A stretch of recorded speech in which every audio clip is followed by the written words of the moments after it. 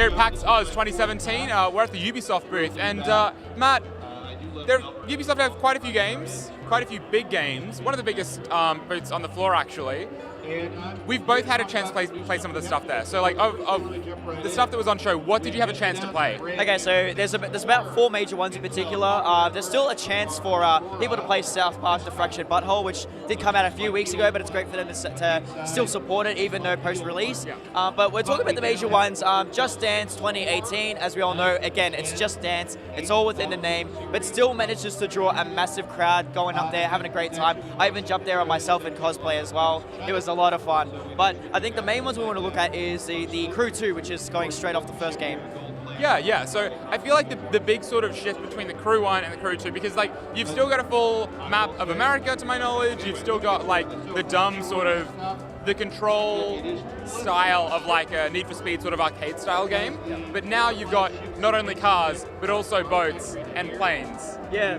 They control kind of okay, but also the planes in particular felt kind of wonky to me. Yeah, I was not a fan of the first game at all by any stretch, but it's great that they're having a lot more focus towards urban environments and having like a Diddy Kong racing style approach to all these different vehicles. And I think, like, you know what? I don't mind that if they're doing everything in the kitchen sink approach. I think I'm cool with that. Well, look, I think it's more a matter of like if it worked, and I feel like the car thing, it felt like Need for Speed. The boat thing felt kind of a little wonk, but not too wonk. But then the planes, like, look, I'm going to dodge a lot of the plane stuff in the Crew 2 proper, I think. Yeah, I'm probably just going to smash into a lot of people just for fun.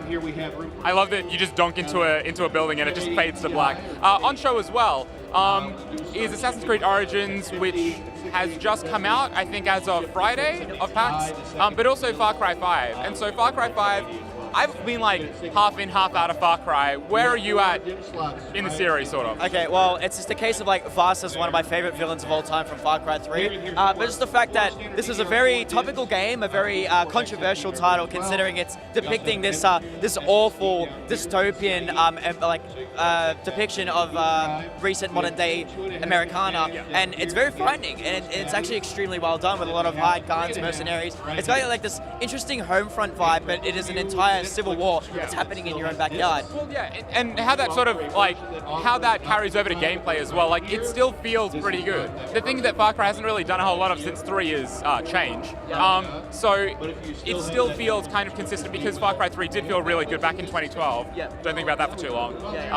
But the mission we got thrown into, we had to like liberate a city, I believe it was. Yeah. So liberating outposts, standard Far Cry fare, scouting, doing reconnaissance. So that part has not changed. There are a couple of facets involved as well. There's not as many. The map will be open to you completely from the start. So if you got yourself a car or anything to that degree, you can go anywhere you want. Less emphasis on outposts and going and activating towers to get the next missions. So I think the pacing's going to be a lot better, a lot more streamlined, but in a good way. Not in the way of dumbing the down game in particular, but removing a lot of the fluff that's associated with most Far Cry games. Overall then, sort of thoughts on Ubisoft's booth? Well-rounded, I think? Very well-rounded, and I'm just going to go back to Just Dance because, goddamn, that dance floor is electrifying, and I can't keep my eyes off it. It's too amazing.